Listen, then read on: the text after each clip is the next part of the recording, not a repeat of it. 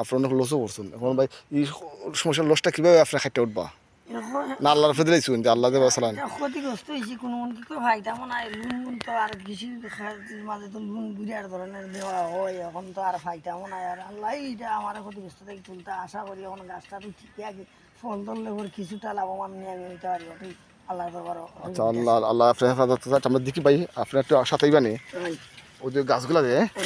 ওদের ফেফে গাছগুলা এগুলো ওই আপনার নষ্ট হয়ে গেছে আপনাকে দেখার নেই বৃষ্টির পানি জমার কারণে নাইনি ওই গাছগুলা বিভিন্ন ধরনের প্রবলেম হয়েছে নাইনি ওই রোগে আক্রান্ত হয়েছে তখন ফান্নে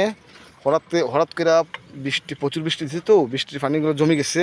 জমিনের মধ্যে যার কারণে ফেফে গাছগুলার বিরাট ক্ষতি হয়েছে অত আমার বেগুন গাছগুলো মরে গেছে আমরা একজন গরিব কৃষক উনি অনেক টাকা খরচ করে অনেক কষ্টের বিনিময়ে তার বিষয়টা করছিলাম করার পর কিন্তু তাই কিন্তু অনেক লসও করে গেছেন আসলে আমরা